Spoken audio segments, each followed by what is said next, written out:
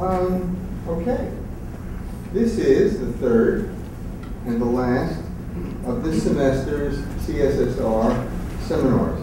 We'll have a set of more than 3 in the spring, and those of you who have signed up by email will be automatically notified, and those of you who haven't, please leave some form of contact information so we can find you. The CSSR is very happy with this series. We put up we put up video versions of each talk on the web. They are actually accessed, and I have a sense that we're doing a good thing.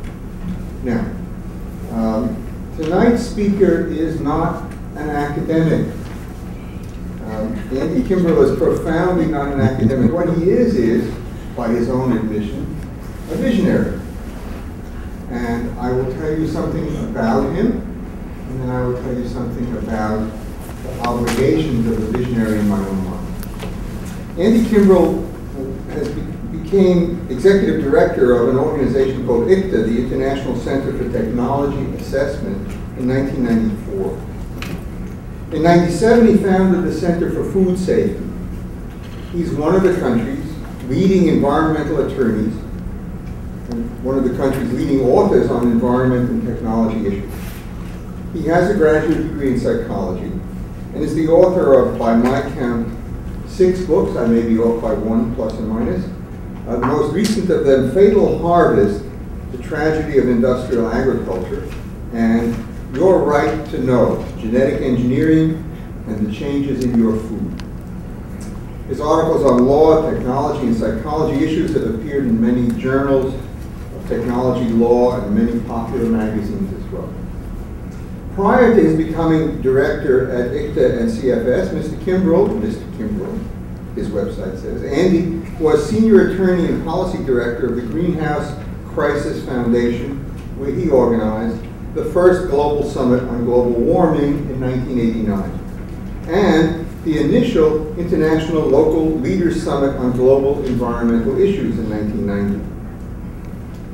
He filed the first litigation requiring government agencies to prepare environmental impact statements on how their agencies' actions affected the ozone layer's depletion and affected global warming. He also initiated the litigation recently that resulted in last spring's Supreme Court decision finding that the Bush administration's Environmental Protection Agency had acted illegally in not regulating global warming gases. So Andy is a visionary and a sentimental one, a person driven, I would say, by a sense of obligation to do the right thing. And as we are a university and a teaching institution, I want to close my introduction with a quote from C.S. Lewis that applies to the distinction between understanding a subject and having a reason to understand the subject. Lewis speaks of certain people in an academic context. He says, they, those people, conclude that the best thing they can do is fortify the minds of young people against emotion.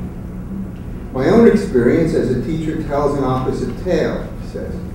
For every one pupil who needs to be guarded from a weak excess of sensibility, there are 3 who need to be awakened from the slumber of cold vulgarity. The task of the modern educator is not to cut down jungles, but to irrigate deserts. The right defense against false sentiments is to inculcate just sentiments. And I think that's what Andy Kimbrell does better than most people I know. Here's Andy.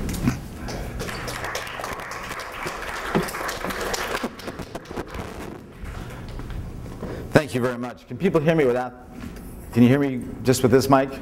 Yeah, thank you very much, Robert. It is true that in 1994 I was named as a leading visionary by the Utne Reader, and they then asked some of us visionaries to give about 10 minutes of visionary talk at Town Hall, downtown. And a number of us did so, and I was about the 5th visionary to speak. And the prior visionaries all had very thick glasses, as do I. And it occurred to me that one of the real requirements of being a visionary is that you really can't see at all. So that should be a caveat on today's talk. Additionally, Robert is correct. I am not an academic. As a matter of fact, I'm a lawyer. And worse than that, I'm a Washington, D.C. lawyer. I'm occasionally called a bioethicist, and I don't quite know what that means. But I was asked a bioethical question, very troubling one, by a taxi driver a couple of weeks ago, and he asked me, what was the difference between a lawyer and a sperm? And despite being a supposed bioethicist, I had no answer to that. He said, well, the difference is, you see, a sperm has at least a 1 in 1 million shot of becoming a human being. That also works, 1 in 1 million shot of actually working. So you can write those. I often find that at the end of my talk, people actually have only remembered the jokes. The next time I see them, like 2 months later, all the important things, I think, I love that lawyer joke. That was really good, you know? Thank you for being here today, particularly when the topic is one of evil. So thank you for being here and taking this trip with me on the shadow side of science and technology. And I think we hear so much of the utopian side that I'm going to try and explore today some of the, I think, profound issues on the shadow side of much of the technological, economic, and social structure that we're in. I know many of you worked on that. And in doing so, I really, these reflections come not out of a, though I will talk about many of the thinkers that have helped me with this, these reflections really come out of my work, working on global warming, working on genetic engineering, currently on nanotechnology, and actually confronting the corporations in litigation, actually being there sort of in the trenches, if you will. So perhaps for those of you who've studied a long time, maybe I can add a slightly different perspective because of some of my experience. And so bear with me on my musings on this, and I think you'll see as we go, it'll be somewhat relevant to a lot of the issues that we're dealing with right away. But I wanted to start in a rather unusual way. I was telling people, by the way, one of the things I'm doing right now is I'm doing a documentary on the century of the gene. The gene was named exactly 100 years ago, and really its shape was first discovered in 1953 by James Watson. And one of our big interviews for that documentary is Robert. That is how we got to know each other and talk. But the problem is that now that I'm editing it, I see Robert about 5 or 10 times a day. I probably see him more than his wife does. But he's still always welcome. And his contribution was spectacular. So thank you, Robert, for that, as well as the invitation to be here. I almost never use PowerPoints, never use images, including the one behind me. But for some reason, I was driven to do that for tonight's thing. And we're actually going to start with one of my very, very favorite films. Actually, it would be very useful even if I just played the entire film. But I will not do that. But this is one of my very favorite films in the world, which is one of the best introductions I know to today's subject, which is the subject of the enigma of modern evil, of why so many terrible, terrible things happen around us, why 800 million children are starving right now, why we're seeing the biochemistry of the planet changed in the ways we are, why we see corporations really causing incredible devastation throughout the third world. So why are we doing it? And yet we know so few evil people. Kind of an enigma. I mean, we have a shortage of Mephistophelian human beings walking around. I mean, there's Dick Cheney, okay, but I mean, there always are exceptions. But most of the people I know, that Monsanto, some of them are much better people than I am. I've sued people in the Department of Defense on biological warfare, and they're good people. How could we have all this tremendous evil that's threatening the very survival of the planet? And everyone seems like a pretty good person. How's that possible? So I call it the enigma of modern evil. And there's a number of films and books that are either about this consciously or explicitly or implicitly.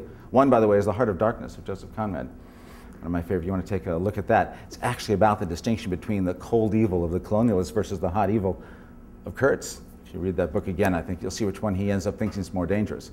But this is a film. The film is called The Third Man. And it was written by Graham Greene, one of my favorite authors, and directed by Sir Carol Reed. 2 years ago, it was named as the best British film of the 20th century. If you haven't seen it, I hope this little introduction to it will get you immediately to see it. It is a spectacular piece of work. Also has the best musical score of any movie ever. And, but it's directly related to this enigma of modern evil. The scene I'm going to show you, well, I'll let it speak for itself, so let me set it up for you. The movie involves a con artist named Harry Lime. Note the lime is a shade of green, and Graham Greene wrote it, so Green's at work already. Harry Lime, he's a con artist, and he's in post-war Vienna. This was filmed in 1948 in Vienna. You can see Vienna now divided between the British, the American, the Russians, right, and the French. The city is divided. It's devastated by the bombings. And this is the city that they have it. And what Harry is doing, he has a con going where he is taking antibiotics coming into the city, diluting them so he can create a lot more of them, and selling them. But of course, these diluted antibiotics don't work. So a lot of children are dying. But Holly Martins, who is a grade B writer of Westerns, is called over by Harry to take part in his scheme. And he comes over. But meanwhile, Harry, to escape the police, has faked his own death and his own funeral so he can continue his scam that's killing all these children.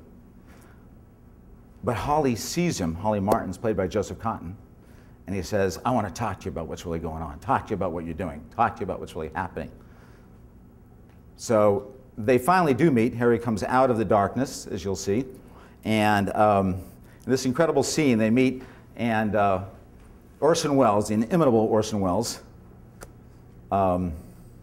explains to Harry what the I have to turn this thing on here. Explain to him sort of what he's doing. Asian, can you help me with this thing? This is why I don't use technology during my time. But fortunately, there's a person with a much fresher synapses than mine that can make this work. Or just slightly more lucky fingers, maybe. Oh, there you go. It's the thumb that does it. Yeah, so here we are. This is Joseph Cotton playing Holly Martins, the Western author, finally meeting his old pal and con artist, Harry Lime. That is a zither. This is the great Prodder.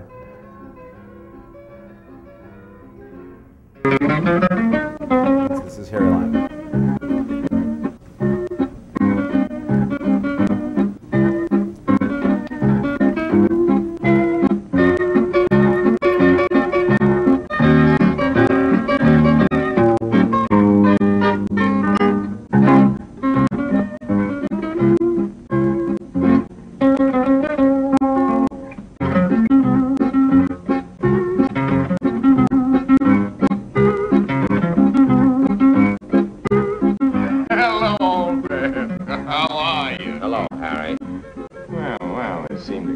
Quite some busy time. Listen. Yes? I want to talk to you. Talk to me. Of course. Come on. Kids used to ride this thing a lot in the old days, but they haven't the money now for a devil. Frühstück? Geht in order. Oh, vielen Dank. Listen, Harry, I didn't believe it. It's good to see you, Holly. Was that your funeral? It was pretty smart, wasn't it? Oh, the same old indigestion, Holly. These are the only things that help, these tablets. These are the last. Can't get them anywhere in Europe anymore. You know what's happened to your girl? Hmm? She's been arrested. Tough, very tough, but don't worry, old man. They won't hurt her. You're handing her over to the Russians. What can I do, old man? I'm dead, aren't I? You can help somehow. Holly. Exactly who did you tell about me? I told the police. Unwise, Holly. And Anna? Unwise. Did the police believe you? You don't care anything at all about Anna, do you? I've got quite a lot on my mind. You wouldn't do anything. What do you want me to do? Be reasonable. Somebody else. You expect me to give myself up? Why not? It's a far, far better thing than I do with the old limelight, the fall of the curtain. Oh, Holly, you and I are heroes. The world doesn't make any heroes. You've got plenty of outside contacts. of your stories. I've got to be so careful. I'm only safe in the Russian zone. I'm only safe here as long as they can use me. As long as they can use you. I wish I could get rid of this thing. So that's how they found out about Anna. You told them, didn't you? Don't try to be a policeman, old man. What do you expect me to be, part of You your... can have any part you want as long as you don't interfere. I've never cut you out of anything. I remember when they raided the gambling joint, you knew a safe way out. Sure. Yeah, safe for you, not safe for me. Old man, you never should have gone to the police, you know. You ought to leave this thing alone. Have you ever seen any of your victims? You know, I never feel comfortable on these sort of things. Victims? Don't be melodramatic. Look down there. Would you really feel any pity if one of those dots stopped moving forever? If I offered you 20,000 pounds for every dot that stopped, would you really, old man, tell me to keep my money? Or would you calculate how many dots you could afford to spend? Free of income tax, old man. Free of income tax. The only way you can save money nowadays. A lot of good your money will do you in jail. That jail's in another zone. There's no proof against me.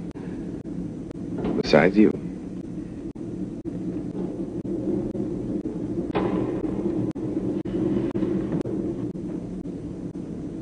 It should be pretty easy to get rid of. Pretty easy. Wouldn't be too sure. I carry a gun. Don't think they'd look for a bullet wound after you hit that ground. Dug up your coffin. And found Harbor?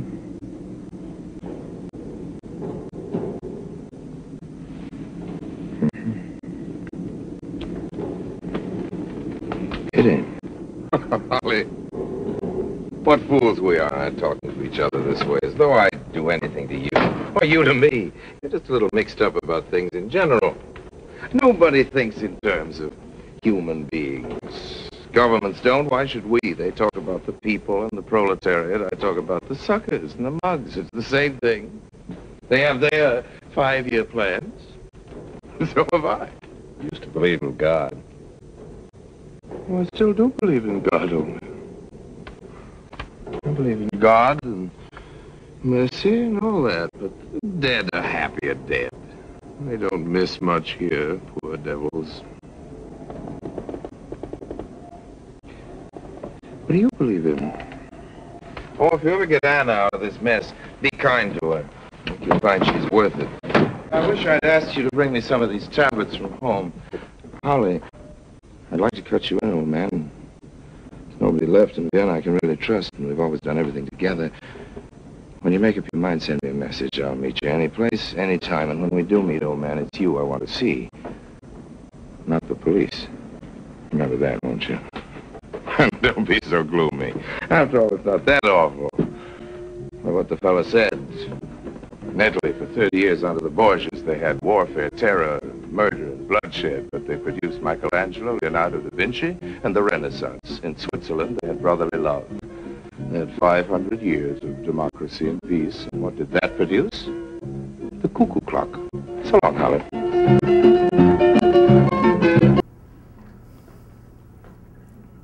Tempting to keep watching that. So Harry Lime. Lime shade of green. In this movie, there is a female who is actress named Alida Valli, who plays Graham Greene's lover, Anna.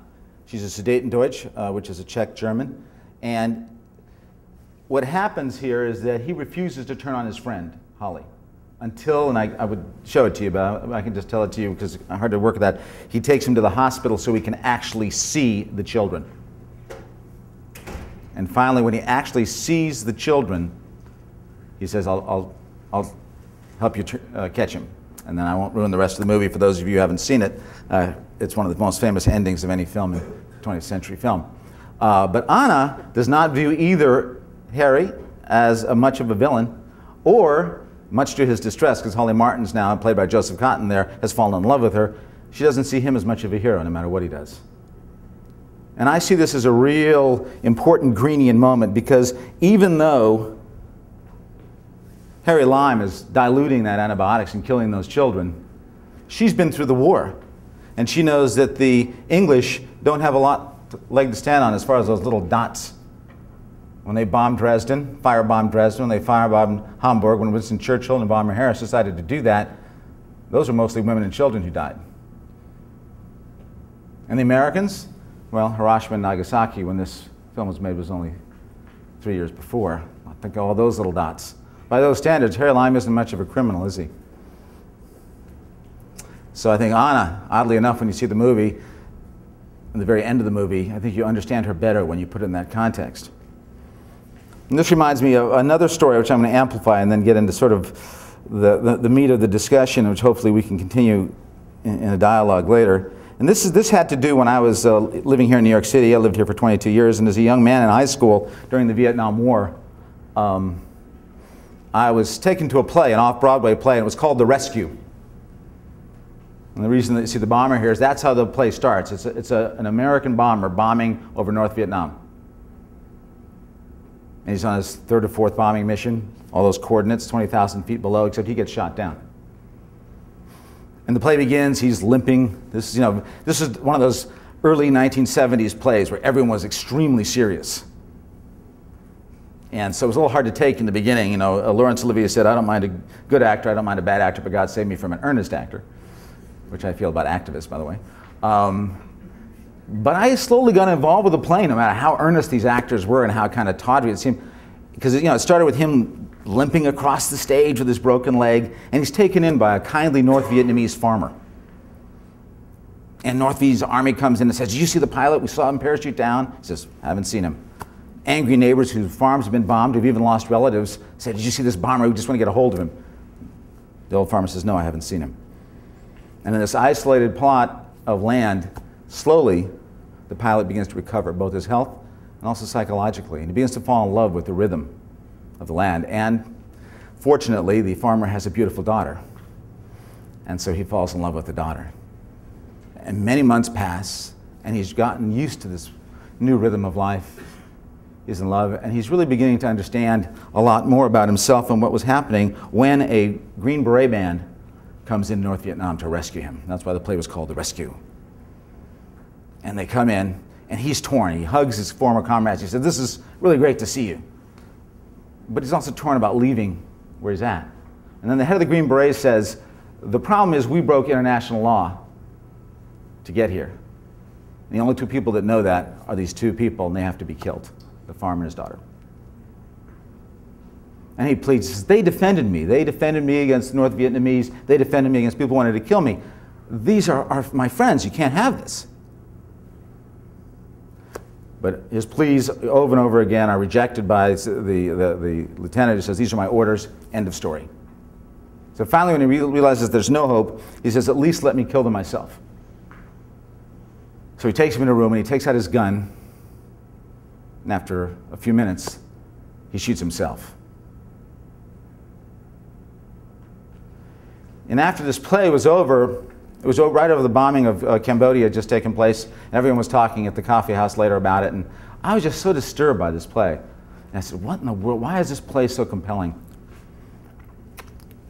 And after a while, it's very similar to what we saw in The Third Man.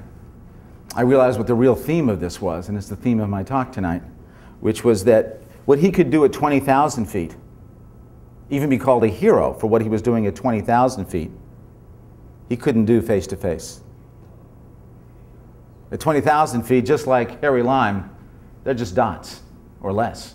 They're just coordinates, abstract coordinates that you hit, shock and awe and all that kind of thing. But face to face, he'd rather kill himself than kill those two people who he'd come to love. And that's when it occurred to me that one of the great themes, moral themes of our time, is actually the theme of distance. And that's the theme that Graham Greene brilliantly portrays in the Prater wheel in Vienna in 1948. They're way up on that wheel. And that wheel represents the wheel of modernity, that wheel of technology, which creates this amazing distance between our acts and those who are affected by those acts. I call it the pilot's dilemma. And we're all in it. Every one of us is in that pilot's dilemma. We are in it all the time. We may not be aware of it, but we are. We're all taking actions at a tremendous distance. And by the way, this is the shadow side of distance. I don't want to make it sound like all distance is bad. Sometimes it's very good to get distance from a relationship. Sometimes it's very good to see the forest, not just the trees. So there's an advantage to distance. But there's also this tremendous shadow side. You know, there's a synonym for distant. You say, that's a distant person. You also say, that's a cold person. And that's why I call it cold evil. And by evil, I don't mean wrongdoing itself. Most theologians believe that by evil we mean a condition that makes wrongdoing inevitable or almost impossible to resist. It's like a disease. Bronchitis makes coughing almost inevitable. So evil makes wrongdoing, what they used to call sin, inevitable. But how, again, we have this enigma, though, is how is this possible? And here I would recommend you a wonderful thinker, a guy named Jacques Ellul. Anybody here know Jacques Ellul? Ah, forgotten so soon. Jacques Ellul is a great French sociologist who in translation is so dense that you need a machete to get through the prose. But he has a great thing to say. Jacques Ellul posits this idea. Jacques Ellul says we have lived in three great milieus in the history of the human race. The first was the natural milieu. Lasted for thousands and thousands of years, millennia, where we actually, our primary interaction was with nature. And almost all indigenous peoples, some still do, live in that natural milieu. Then about 10,000 years ago, with agriculture, we went into the social milieu, where our primary interaction was with other human beings. And here we have the whole history of literature, the whole history of art, and of course, primarily agriculture. And what Ellul posits, which we're about 100 years into, 125 years into now, is that we then went into the technological milieu. He thinks this is the unexplored and ethically, morally, legally, politically unexplored transition of our time. That most of our interactions, and certainly in our age right now, most of our children and grandchildren's interaction, is with technology. If you add up all the time you spend on television, or they do, television, telephone, computer, inside a car, inside an airplane, inside a technologically controlled environment rather than a natural environment, that would how much time do you think that would be in their lives? Yeah, exactly. And our greatest fears are created by technology, just like in the old days the greatest fears were created by nature, right? Indigenous peoples, the greatest fears of nature, what are our greatest fears? Nuclear destruction, right? I lived through that, and most people here of a certain generation, we live most of our lives in the fear that we are on a computer trip line to Armageddon, to the end of everything. Wow, talk about, that's much more than fear of God for most people. And our greatest hopes are in the technological milieu. Food for everyone, cure all the disease, turn these nasty carbon bodies into silicon immortality, as O.B. Hardison wrote in his book Through the Skyline. Get rid of this carbon nonsense. For silicon, we can float forever. Immortality is just right there. So our greatest fears, so that's what Ellul means by the technological milieu. And the problem with the technological milieu is that it creates this tremendous distance between actions and their consequences. All right, so here you have corporations, right, who are manufacturing pesticides. But they're long gone. Even in the location in which their factory is, one of those pesticides hit an aquifer, and that aquifer causes leukemia in children. Or when those pesticides are sprayed in a third world country, and their farmers and the children become ill or die because of those pesticides, they're not there. You know, the tire company that is sitting there doing a bottom line thing saying, if we make this improvement in the tire, it will eliminate 0.1% of accidents. That's going to cost us more than the litigation when the tire blows up. But they're not there on the street when somebody's daughter is in that car and the car crashes because of that bottom line. And if you come to Washington and you see the, the World Trade Organization or the IMF, and they sit there figuring out, calculating structural adjustment programs. Right? They're saying to a country, hey, to pay back your debt, we're going to cut your health services, cut your environmental protection, cut your education services. But they're not there in those countries when they see the illness, when they see the crime and the violence that comes from the unemployment, environmental destruction. They're at a tremendous distance. They're at a tremendous distance to that. There's a great Robert J. Lifton. People know who Robert J. Lifton is? All right, this wonderful guy who's written about numbing from the nuclear age, that we were psychologically numb. He has this great thing about the bombing in Vietnam. He says, these men were talking about the men who were making decisions in Washington. These men were able to give the counsel they gave because they were operating at an enormous psychological distance from the people who would be maimed and killed by the weapon systems that result from the ideas that they communicated to their sponsors. The lesson, therefore, is that the scientist and technologist must, by acts of will and imagination, actively strive to reduce such psychological distances to counter the forces that tend to remove them from the consequences of their actions. I like that. Acts of will and imagination. Kind of hasn't happened, has it? What about you and me? Right? This is the kind of evil that less than 1% of humanity creates, but 100% are complicit in. When I'm driving, to Maine, the old days I was driving my family up to Maine, I wasn't going, yes, creating global warming. Way to go.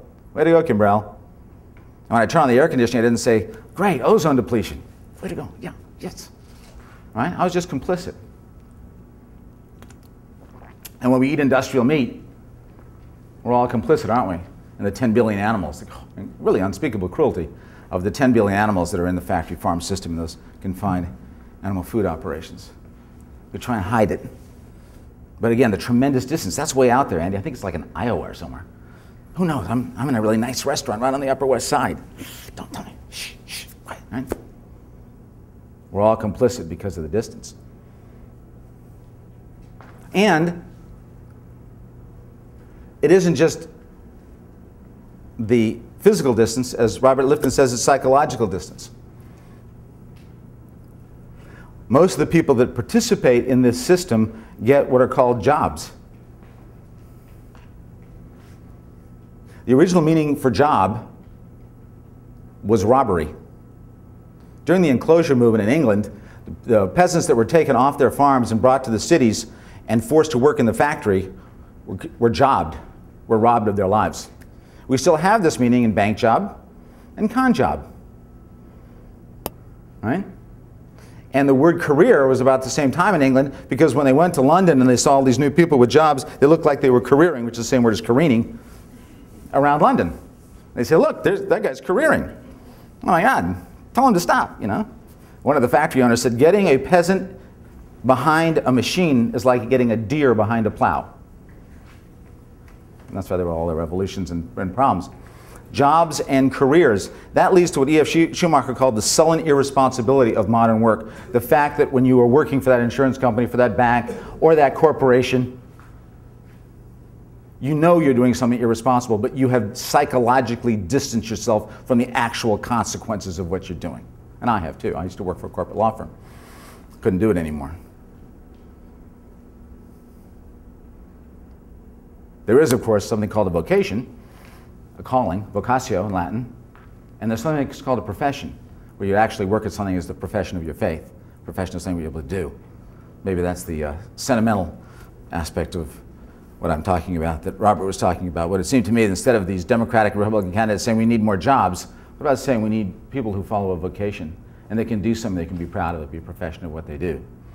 But there's this tremendous psychological distancing. And one of the things that I'm seeing, and this could be that I'm now one of those generations of people, I used to think that when somebody was my age, they were old. You notice that, how that changes? I used to say, hey, 50, like ancient, 60, forget it. God, when I was now, hey, 50's really good, you know. 60, I can see that coming around the bend. That's going to be really good. 60 is the new 40, you know. So maybe I've reached that stage. But when I see the level of technological cocooning around, you know, everyone in these things, you know, and then everything with that little their own TV screen, even in an airplane. I mean, when you see the people literally completely enclosed, computer games, children, they become, and this is not meant in any way to be disrespectful as they're actually suffering from this disease, but they become, in a different way, autistic. So they don't hear what's going on, even outside their homes. When I walk up my streets in Virginia, I used to, when I was here, living in Park Slope and even out in Queens, we used to play in the streets. You know? But then even then, you'd walk by a house and you'd see that one TV light. Try going through a suburb now, you'll see 3 or 4 little blue things. You know, mom's doing her thing, dad's down there watching ESPN, the kids are both on their computers doing their different games. There's like 6 lights in there. No, they're not talking. I call it technological cocooning, and it massively increases this autism. So they're not, much less hearing the suffering of a forest or hearing the suffering of those 10 billion animals or really paying attention to what's going on around the world. They're actually in this even more cocooned. So that is what we mean by cold evil. And I think it is I'm a practicing Christian. I've heard hundreds of homilies in my life. I've never heard one about this. Never one. They may mention environmental problems, sure. But what do they talk about is personal evil. And God knows personal evil or sin or wrongdoing exists, domestic violence, rape, crime, 9/11, sure. Those are what I call hot evil. Those are crimes of passion, crimes of lust, crimes of madness, crimes of fanaticism, psychological projection, absolutely, and much suffering is created by them. That still exists. But it is dwarfed. When we're talking about altering the biochemistry of the planet, and again, 800 million kids, you know, when we think of the technified wars of our time. The billions that were killed in the wars of the 20th century. That dwarfs all this individual hot evil, and that's what they're still talking about in the churches. This level of evil, which is really the fundamental problem of our time, completely. I've never heard one homily. I've yet to hear my first homily on this. And it's funny, as I was driving up, I was reading an article in a psychological journal, which is, I think, reading psychological journals, I think, is a psychological disorder in itself, by the way. But that's another lecture. Here's Robert Kennedy. This is what he said the day after Martin Luther King was shot. And by the way, 3 months before he was shot. And he was talking about this hot versus another different kind of problem. He said, "But there is another kind of violence," he writes, "slower, but just as deadly and destructive as the shot of the bomb at night. This is the violence of institutions, indifference, inaction. This is the violence that afflicts the poor, that poisons relationships between men. This is the slow destruction of a child by hunger, and schools without books, and homes without heat in the winter. And this afflicts us all." So Kennedy was sort of getting it.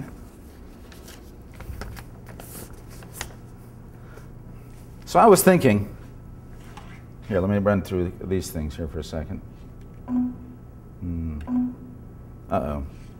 Oh, there we go. We've already covered, this is, again, distance versus this.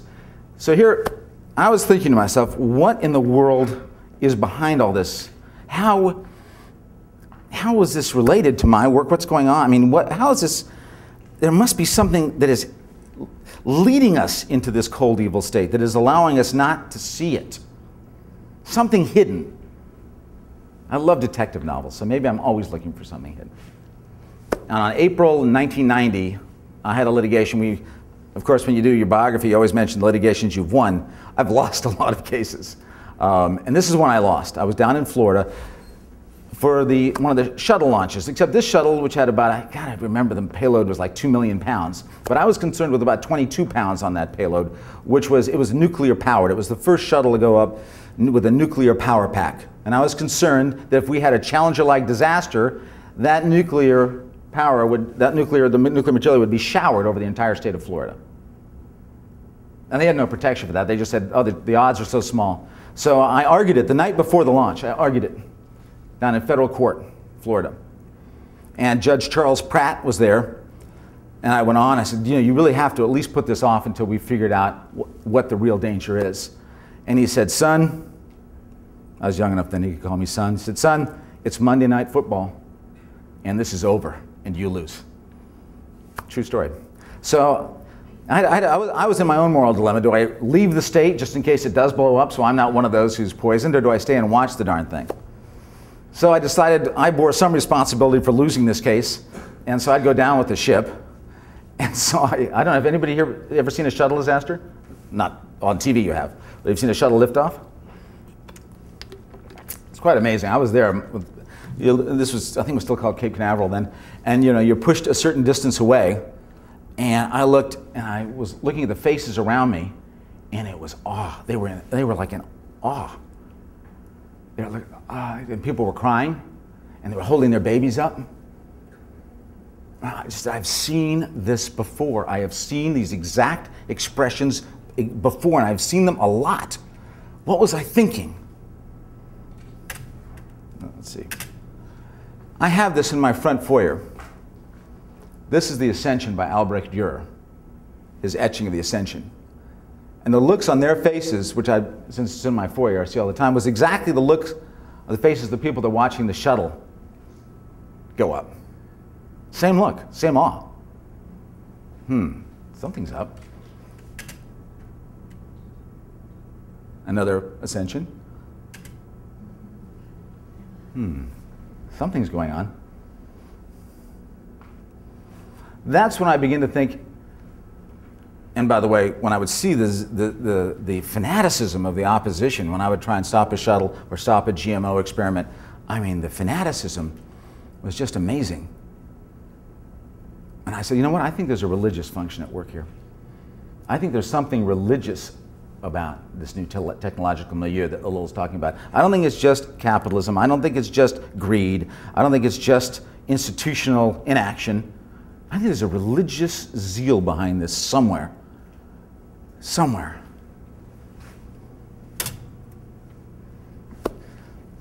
So old C.G. Jung, people don't talk about Jung much anymore. Here's what Jung has to say after studying the myths of pretty much every society on earth at that time. Religion is a neutral function which has existed from the beginning and cannot be disposed of with rationalistic and so-called Enlightenment criticism. Even as the modern age subjects these religions and creeds to ridicule, they reappear unconsciously in secular society.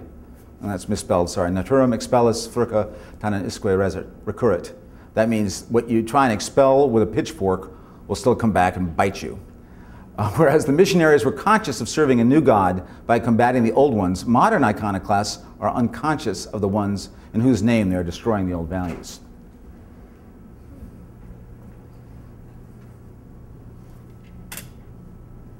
So I said, if that's true, if there is some kind of weird secular religion, if this whole technological milieu and this cold evil is a function of a kind of an unconscious secular religion, what could it possibly be? Then I decided it probably had something to do with the idea of progress. Something having to do with making what Eric Voegelin calls the immanentization of the eschaton, of saying a heaven on earth. It's somehow taking the Christian eschatology that there's a heaven, saying, okay, we're not going to reach it out there, but we're going to reach it here.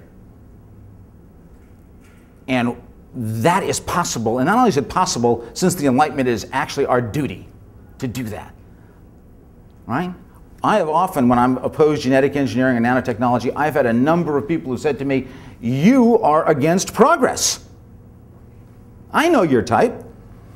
You would have been against the combustion engine when it was first invented. A guy said that to me at the Bureau of National Affairs. And I said, of course, I've been on the Long Island Expressway at 5 o'clock. Anybody's been there, of course they're against the combustion engine. Here's Richard Weaver, one of my favorite writers. By a transposition of terms, progress becomes the salvation man is placed on earth to work out. And just as there can be no achievement more important than salvation, so there can be no activity more justified in enlisting our sympathy and support than progress. Now here's a key point. By the way, a real simple thing when somebody says you're against progress, you know, I love the fact you guys love nature. I'm sure the poor, but progress. Say that's an incomplete sentence. Progress towards what? See, that's the game they played with progress. Then they go, ooh, I don't know, like saving lives or just getting more food or something, you know, I don't know. You never say, what would you imagine a city should look like? What do you imagine our agriculture should look like? How should we produce our energy? Until you've answered those questions, you really don't know what progress is, do you? You don't know whether bovine growth hormone being injected into our cows or patenting plants is progress, do you? You don't know if nanotechnology or nuclear power are progress, do you? Because you don't have any idea of what you mean by progress. You're just using the word, and this was the fantastic little transposition they made. Progress equals technology, no matter what the results of that technology are. So they said, I'm sorry, Andy, but you can't get in the way of can't stop progress, man. It's out of Pandora's box. So progress, instead of being Pilgrim's progress, instead of being progress towards an ideal, may be a justice, or be in harmony with nature, or be with any real principle that we would have as a true principle of progress, has become identified completely with the technological milieu. As it grows, supposedly progress grows with it. Again, a trick to get people to admit that is I always say, progress, really, progress towards what? But if we have the religion of progress, if progress really has become the new religion, where you're a heretic if you're against this secular idea of secular heaven here on earth, this utopia, then how does it achieve this? And I originally did this tongue-in-cheek. I'm not sure it's tongue-in-cheek anymore. See what you think. I think what they did unconsciously is recreate the Christian Trinity. And here it is in a 7-second soundbite. Science will let us know everything. Technology will let us do everything. And the market will let us buy everything. Okay, that's the short version. It's probably better than the long version I'm about to go into. But so if they really did recreate the Christian Trinity, if we have an unconscious secular religion which has all the valence and zealotry of a religion, but hiding under a secular philosophy, what is that Trinity? Who's playing which role? My view is that science with a capital S now. Remember, as I go through these, by the way, I am talking about an inflationary view of each of these. I'm not against science. I'm not against technology. I'm not even completely against the market, though that's, of the three, that's the one I'm closest to be an absolutist against. Each are very important. I'm talking about the way they have been treated within this new religion, massively inflating them to places where they never should have gone, and many people don't want them to go. So please, it's like distance isn't always cold. Distance is necessary. This is, please balance this as I speak. Don't think I'm speaking in absolutes. I'm certainly not. But nevertheless, I think this is what I'm saying is absolutely correct. And one of the, about this inflationary thing, and one of the sure ways you know it is because science has been hypostased. It's capital S science. Science tells us that your emotions are controlled by your genes. Science tells us that the world began with a Big Bang. Of course, now they say it's a bunch of little bangs, which I like better. I'm for localism. Science has become hypostased as omniscient. Right? How did it do that? How did science do that? How did science become omniscient? Well, science became omniscient because it created a new genesis, essentially. Here's a very controversial quote by Lewis Mumford. I'm happy most people don't read Lewis Mumford, because if they did, they know that I've never come up with anything original in my life. He's a genius who's forgotten, so you can steal his stuff almost endlessly and no one knows it. It's plagiarism all the time. He says, he has a little section in one of his books, The Pentagon of Power, called Galileo's Real Crime. He said, I think Galileo he definitely was innocent of what he was charged, but he should have been charged for a different crime. And the crime that Lewis Mumford wants to charge Galileo with is, Scott Buchanan called it being a world splitter. Before Galileo, there was no difference between the quality of an object and the quantity of an object. Right? Gravity, for example, was simply seen as a larger part of the quality of attraction. Attraction between people, right? Magnetic attraction. They said, oh, gravity is just simply that part of attraction that attracts things to the Earth. So the quality of attraction was given to gravity. What the Enlightenment thinkers did is they split them. They were world splitters. They split them open. So, for example, Galileo wrote that he even thought of taste was opinion. He said, all that we can know is quantity and the void. And he even said, atoms and the void are the truth. That's a direct quote. So what Mumford said is, Galileo committed a crime far graver than any of the dignitaries of the church accused him of. For the real crime was that of trading the totality of human experience, not merely the accumulated dogmas and doctrines of the church, for the minute portion which can be observed and interpreted in terms of mass and emotion. So, what if you ask me, okay, Kimbrell, tell me about your daughter? And I'll say, well, my daughter, let's see, her bone mass is 5.9%, she has some potassium, 98% water. I say, Kimbrell, that's not your daughter. Sure it is, and it is. Or I can even say she's 5'6", 125 pounds. How about your daughter? Right? I often think of, to make this world splitting even more direct, think of the first E-flat chord of Beethoven's Eroica Symphony. All right? Berlin Philharmonic is coming, Simon Rattle's conducting, boom, boom, first big E-flat chord. Now what if you scientifically were to find out all of what's going on with every one of the musicians, muscles, all the various vibrations and all the tones, all the aural nerves going on in the entire audience, all the muscles in the conductor? That would take you years and years and years, millions of dollars. And what would you know about Beethoven's Eroica Symphony? It's all true. Not wrong. You'd know nothing about Beethoven's Eroica Symphony. That wouldn't tell you anything about the meaning. It's a fundamental confusion between cause and meaning. And by denying the quality of things, and by reducing everything to quantity, science could become omniscient.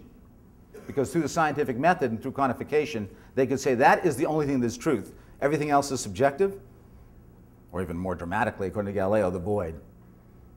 So here we have the omniscient God the Father, science, capital S science, when it assumes this role. And does it have a dogma? Is there one way? Is there like Christ, I am the way? What is the way of science?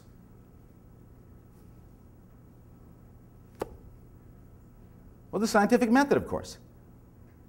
That's the only way to find the truth. Anything else is subjective, emotional, your problem. I mean, that's why psychotherapy, for example, one of the things I've studied, is pretty much gone now from any school, because where's the empirical evidence?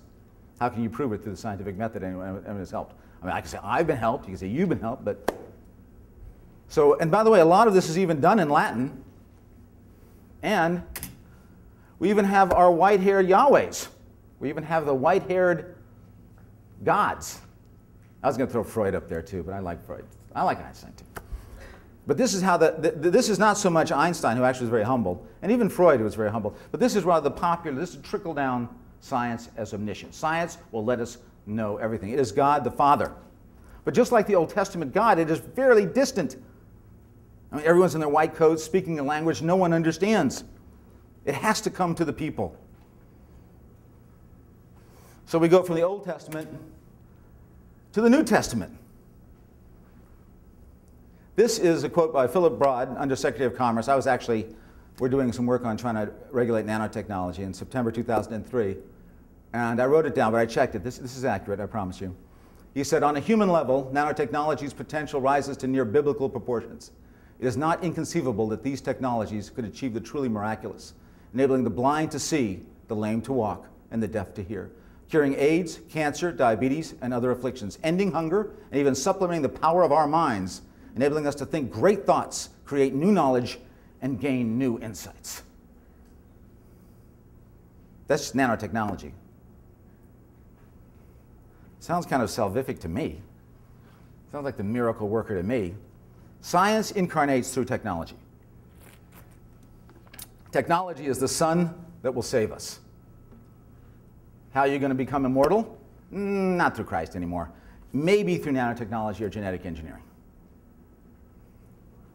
It is how we experience science the Father every day, through our televisions, through the miracle of flight, through the miracle of antibiotics. And technology has created enough miracles for people to buy in. And what is the aim? How many people here are of the Christian faith? If you don't have to raise your hand if you don't want to. What is the aim of Christ? Why did Christ come?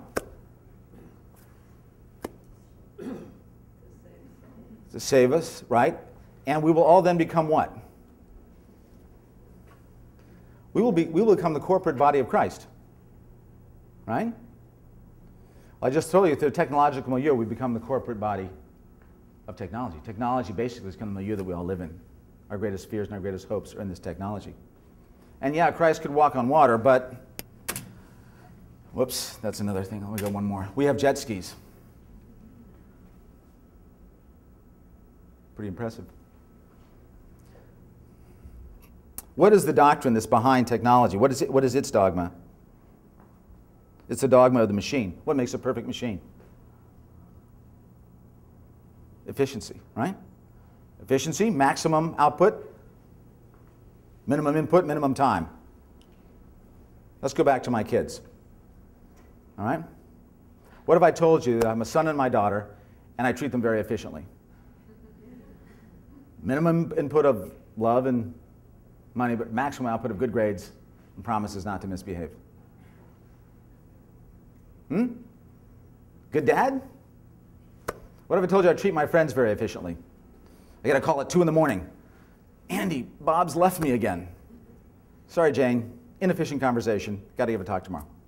And by the way, inefficient friend. I have an English setter, Virginia, who does no work at all. She's a beautiful dog, but she does no work. And I lavish affection, food. She's the most inefficient thing in the world. She occasionally pees on the rug and eats my baseball gloves. Efficiency is how all these things work. But is it how we work? You see, just like science, by taking out the quality, the warm qualities of life and reducing everything to quantification became a basis for cold evil, because all you do is quantify, everything else is unscientific. Just so with technology, if it's not efficient, it's not worth doing. I love organic agriculture, Andy, but it's not as efficient. But we don't treat anything we truly care about on an efficiency basis, do we? Here's an example of that. This is pig number 6707. I took this picture. This picture's from Channel 7. Pig 6707 was injected with, and actually genetically engineered with human growth genes. So it would grow very, very, very big. This came from an earlier experiment where they'd taken human growth genes and genetically engineered mice to create really big mice, and they succeeded. You saw this amazing picture on Science Magazine, which I don't have here, of huge human mouse and its sibling without the human growth genes in every cell of its body. It took them a little while to say, what can we do with a really huge mouse? I mean, there's, you know, Halloween and stuff like that.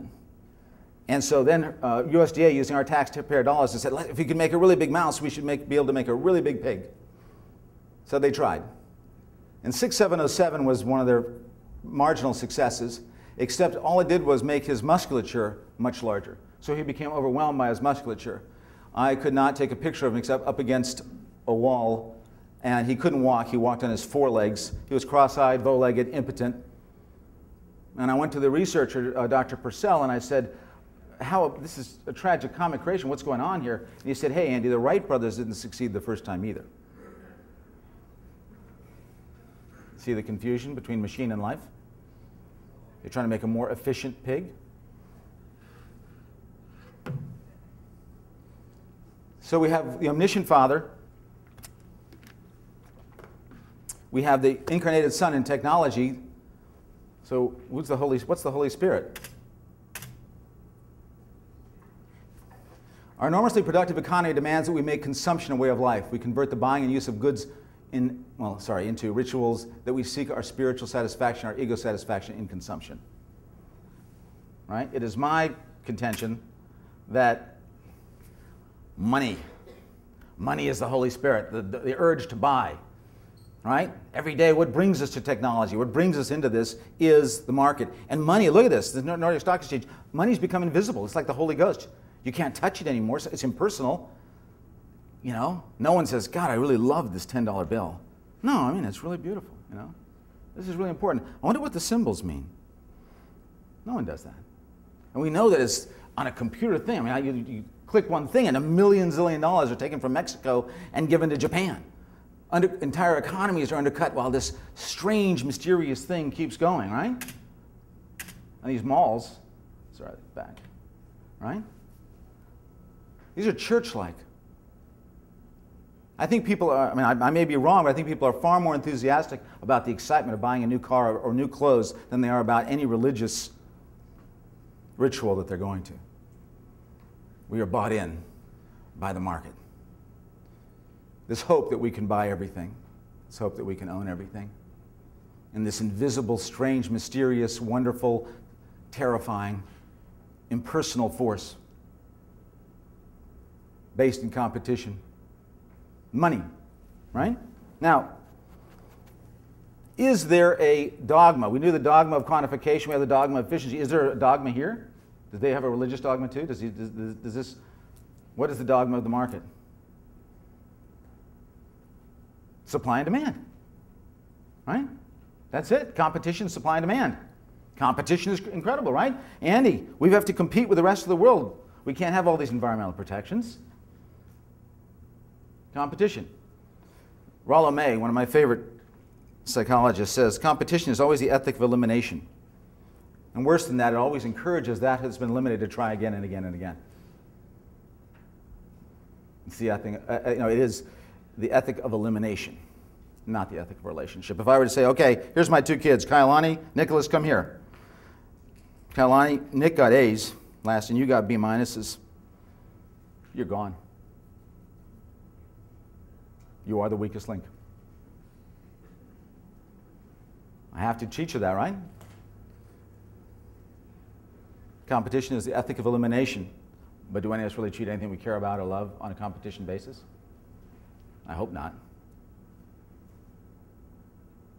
But you see how this works. Anytime you will bring a morality or an ethic into this world of progress, science, technology, and the market, they have an answer for you. Science hasn't proven that. Science hasn't proven that dogs have emotions. Science hasn't proven that those pigs are feeling pain. They may just be squealing in that slaughterhouse because it is some neural response. We don't have any empirical evidence of that. Right? And again, if you appeal to almost anything, you say, listen, you can't treat your workers this way. We need to have a no, it's not efficient. We have to be efficient. Why do we have to be efficient? Because we need to be able to compete in a new global marketplace, Andy. You're not getting this.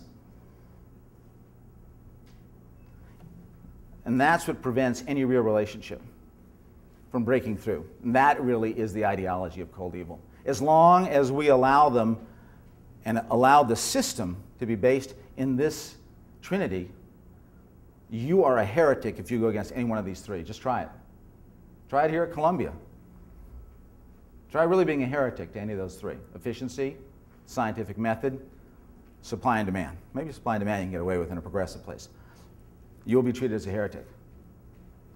Now Jung has this idea. He says every time there is a trinity, there's a dark fourth. Right? We've got the Father, the Son, the Holy Spirit in Christianity. Who's the dark fourth? The devil. Satan. Looking a little like Orson Welles, I think.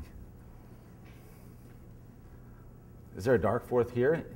If I'm right in positing this, if we really do have this secular religion, if every time they're arguing for a new genetic engineering experiment or stem cell research or anything else, it has a zealotry. Every time they're saying we need to have the World Trade Organization, we need to have more competitive, open, free markets around the world. If these three things are true, what's the dark fourth?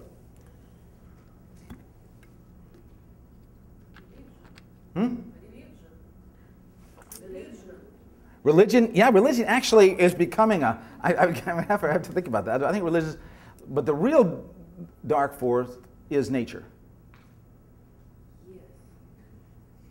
Because nature imposes limits. And each of these is built with the sole idea that limits are intrinsically evil. That limits technology, capital needs to have no limits. Technology respects no limits. We're trying to mix species with genetic engineering. There's no limits to any of them. Limits reflect a teleology, a view that is just not acceptable under this. And nature becomes the dark force that has to be controlled. You know, I sometimes tell students, do you know that there's nothing that's not the environment? I think students think that these malls are made of stuff that's not on Earth. I really believe that. You know, I really think that when people flush the toilet or throw something in the garbage, they think it disappears. I don't think they understand that it's all linked to the Earth. It's all linked to nature. So if I'm right, when we are opposing certain experiments, when we are trying to fight for environmental protection, when we're trying to fight against noise pollution, we're trying to fight any kind of a local factory that's coming in, we're not just fighting against that particular thing, and we're not just fighting against greed. Yes, we are fighting against corporate greed that feeds off the system. Yes, we are fighting against a government that is ensconced in certain kinds of graft and in power play. But I think behind it is the strong valence of this unknown, unconscious secular religion that has really imitated Christianity, but in doing so, it has taken out all the warmth of Christianity, all the base in love, and substituted these dogmas of quantification, efficiency, and competition.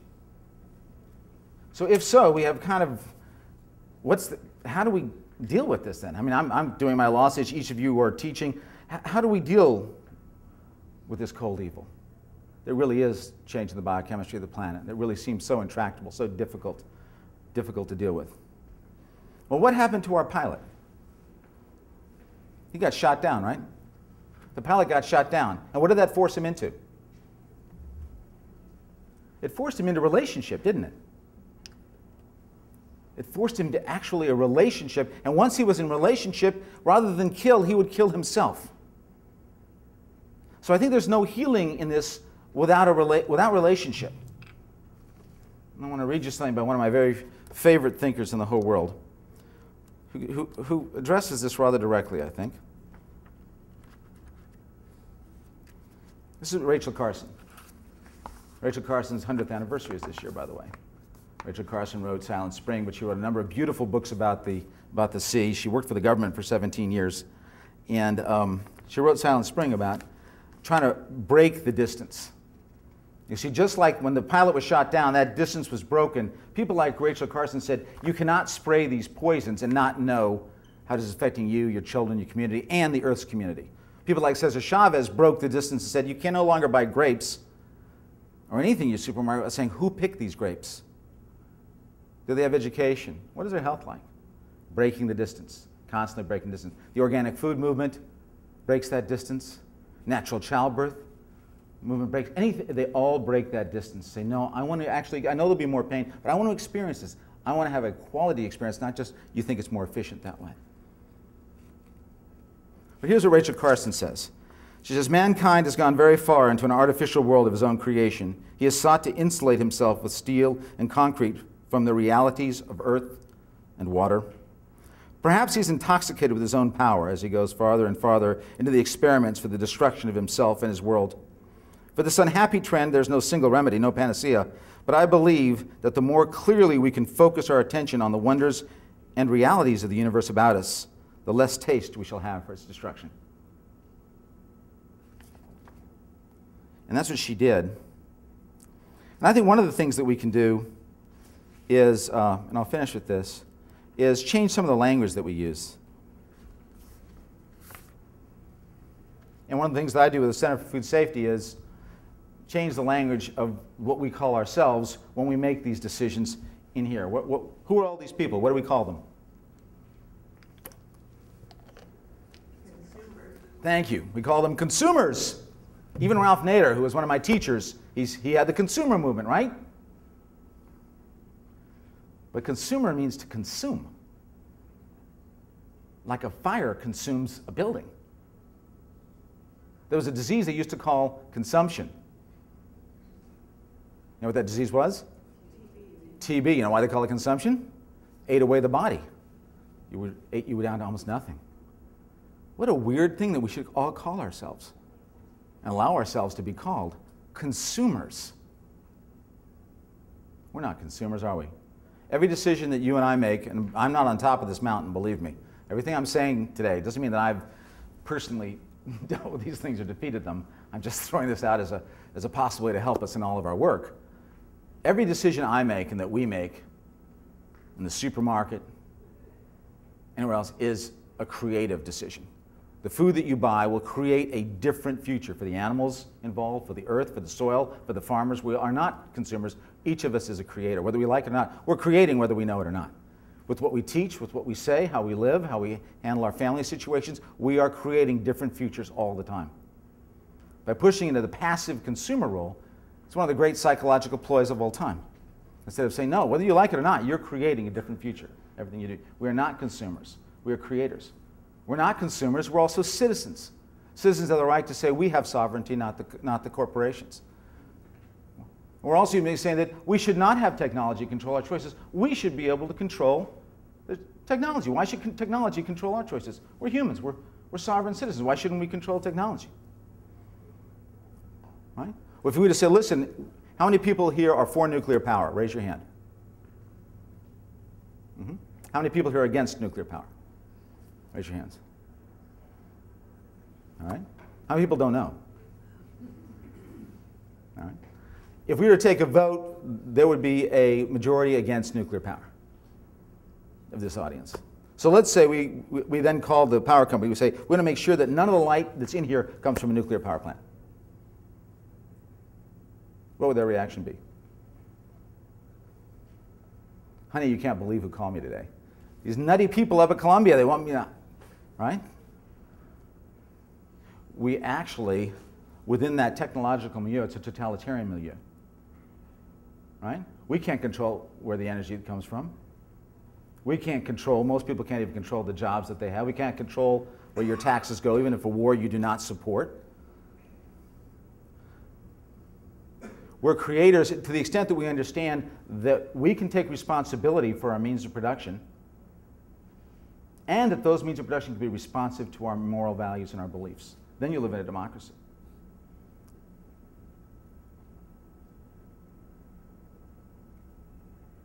And let's just finish with that one more thing.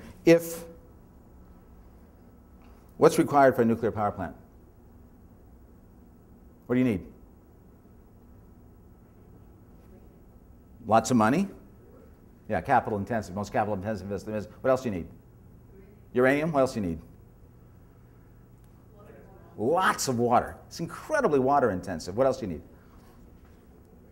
need? Yes, someplace to put the waste. Very good. Barry Commoner said, building a nuclear power plant is like building a house without a bathroom. You can argue forever where it's all, whose room it's going to go in. And we're still doing that. Not in Nevada, not in Washington, not my room, not my room. Ugh, you know. What else do you need? I mean, this is a centralized source of energy. You need a huge bureaucracy, right? I mean, you can do massive bureaucally, A, to build it, because it has to be safe. A huge scientific elite, because the most dangerous stuff in the world, and also terrorists could get it. Right? A totally centralized system to be able to get it out to all the states and all the millions of people it's going to go to. And a military elite to make sure it doesn't get out. So what kind of country do you have if that is your means of production, if that's your salvation? You have a military elite, scientific elite, huge bureaucracies, massive capital expenditure, right? Huge losses of water and dangerous uranium and indisposable waste. And I can't take responsibility for what's going to happen with that. You can't, and it can't, as I just said before, can't be responsive to our needs. That is a totalitarian technology. You may want a totalitarian technology, but it is a totalitarian technology. You can't control it, I can't control it. And we can't take responsibility for the 100,000-year half-life of what it's going to do to generations, untold generations further down. And if you build an entire system around totalitarian technologies, I don't think you should dare call yourself a democracy. Now, to contrast that, potentially not, it can be used in different ways, but potentially solar energy, right? Does it need a military elite? Necessarily, no. Scientific elite? No. Huge bureaucracies? No. Could you control it as a neighborhood or even a single home? Yes. That is potentially a democratic technology. But we've been so used to the salvific idea of greater and greater technology being our salvation that we've forgotten that we need to control it. We've forgotten that our job as ethical human beings is to say we need to control technology and not have technology determine our choices and, in fact, determine the actual fate of the world itself. So, ultimately, then, to break the ideology of technology, we contrast quantification with a celebration of the diversity and quality within us. We balance efficiency with what? Remember the efficiency? What do we balance it with? Love. It's harder to do, Robert, than we think, right? What if you go to in front of a federal court and I say, Your Honor, you just need to protect this river because we all just love this river. I'm not saying it's going to be valuable to anybody. We're just going to protect it because we love it. And I've never known an environmental attorney, by the way, who got into it because they wanted to see more efficient use of natural resources or human resources, which is under that language what we call ourselves. They do it because they love a mountain, they love a river, they love a certain area. And what do we balance competition with? How do we defeat this? Cooperation, exactly.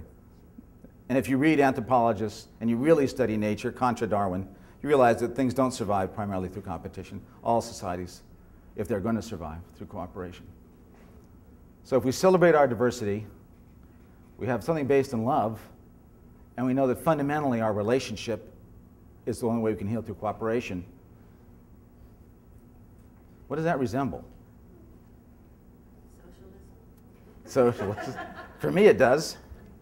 As a socialist thing, right? It's basically what almost all the great wisdom traditions have been teaching from the beginning. And we need them even more today if we're going to really finally, all of us, not just fight the environmental crisis, not just fight our political crisis, but also each of us, including me, confront the moral crisis that I believe at least Harry Lime was asking Joseph Cotton to look at, and each of us, through all of our decisions, and me through all my decisions, are made to ask to do every day, to finally say, no, I've had enough. And I'm going to try, within the context of this, to celebrate those alternatives to the ideology of cold evil in my personal life, as well as in my public life. Thank you very much.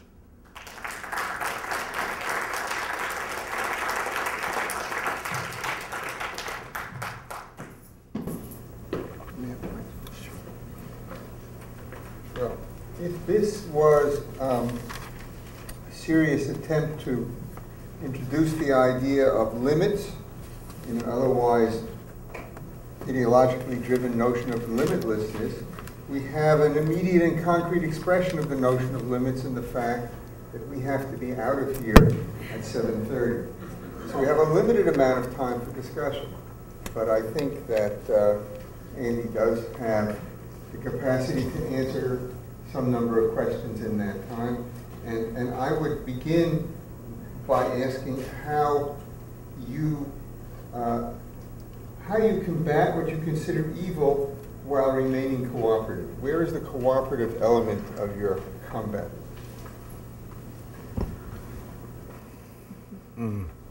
Does anybody else have a question? Not just.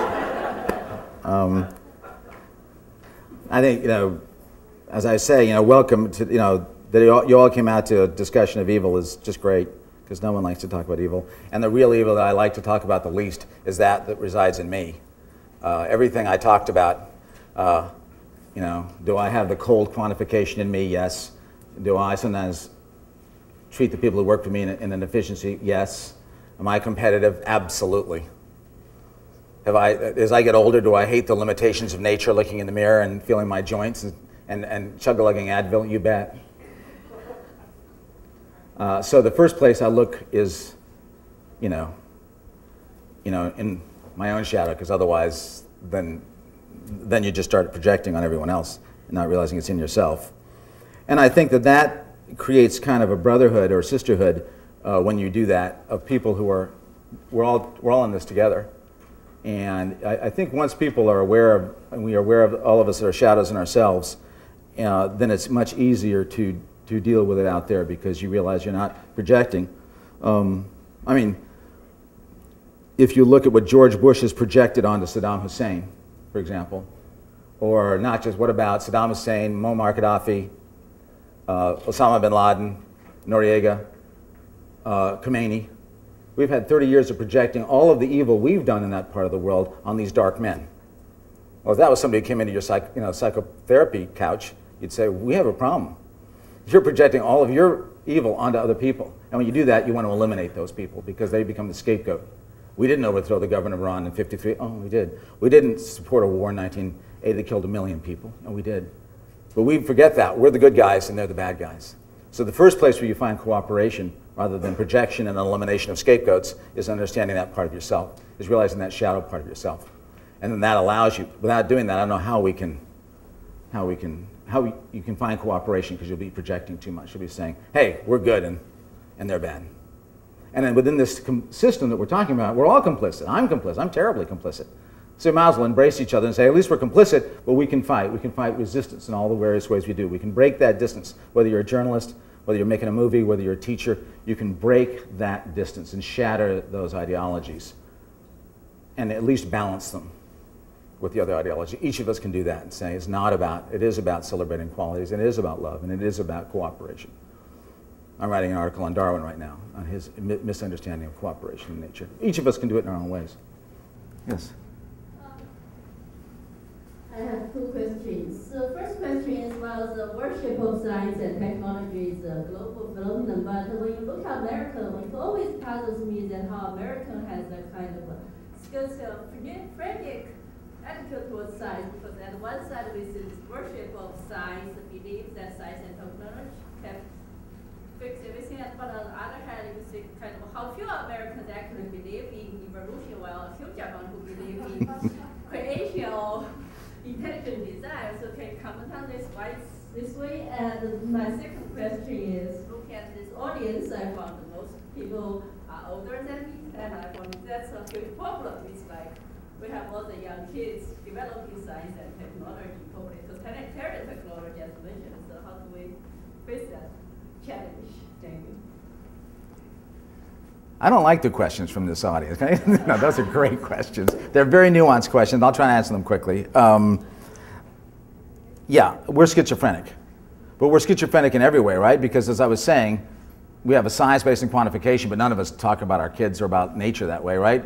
We talk about efficiency, but none of us treat anything we want efficiently, love. And the same with competition. We know we only survive through cooperation, right? So we're schizophrenic. These dogmas which we all worship are not the ones we actually live with, right? And the same with science. I think the problem with science is not science. Scientia is, after all, just knowledge. Right? That's where it comes from, the word scientia, knowledge. It's when science is hypostased. It's when science, nothing wrong with science. It's wrong when science becomes omniscient. When you think the only way to get to truth is the scientific method. When that's a way to get to certain kinds of truth, and very important truths, but not the truth. That's the mistake. But the trickle-down, I call it trickle-down science. See, that's what accounts for this. Trickle-down science through the media. And this is one of the things we were dealing in the film that we talked to Robert about, what people think genes are, because it's very profitable for people to think, and it creates more of this genes are going to save us thing. It's that trickle-down science. You can have people be on their knees in front of science, but also not know anything about it, but still expect it sooner or later to save their lives. Remember, this is unconscious. I doubt that any of you have ever heard this before. I don't think anybody's probably, I'm not saying this is right, it's one approach, but a lot of this is unconscious, the way we think about science, technology, and the market. Its valence is a religious thing. So we can both admire it and know nothing about it at the same time. It's like people who go to church on Christmas but know nothing about, haven't ever read the New Testament, It's possible. The second part of your question? It's like, look at this audience. No, but, oh yeah, young people. Yeah, that's a terrible problem, because I have two children, and I think it is a problem. I don't know how to deal with it. I really don't know how to deal with it. The one thing I would say is the difference between hope and optimism. Right? Optimism is you've made a calculation that things are going to change. You've looked at the empirical data. Hope, which is something that like every New York Mets has, every fan has every year, unlike a Yankees fan, there's no empirical evidence to think that you're going to actually win. But you hope, every fisherman hope, And I would, every time people ask me about that, I go, well, when Christ's, apostles were in that room, scared, whatless, they never thought that what was going to happen, right? Nelson Mandela in prison didn't say, I'm going to take it, right? I have not known one single political scientist who predicted the fall of the Berlin Wall. Not one. If you can find one, and I've asked many audiences, no one has ever given me a single site where this is what's going to happen, right? So there is hope. And I intuit that a new thing is coming. It's organic food is the fastest growing movement. Vegetarianism on campuses is tremendous to see. I mean, I'm seeing a sensitivity. Environmental concerns are sometimes the #1 thing we see with young people today. So while I can't give empirical data, and I think the technological cocooning is fighting against this in a very dramatic battle, like industrial food versus organic food. It's a lot of dramatic battles we're all fighting right now. Nevertheless, I have hope. For some reason, I don't know why, I can't tell you. I have this tremendous hope that a new way is coming, and a new alternatives to the market system will create a natural economy, alternatives to the corporation, which will actually be forms of cooperation and trust. I just have a feeling that these new entities are coming around, and maybe the very force of technology itself forces us to become more human in some ways. So that's as much as I hope is all I can give you, I guess.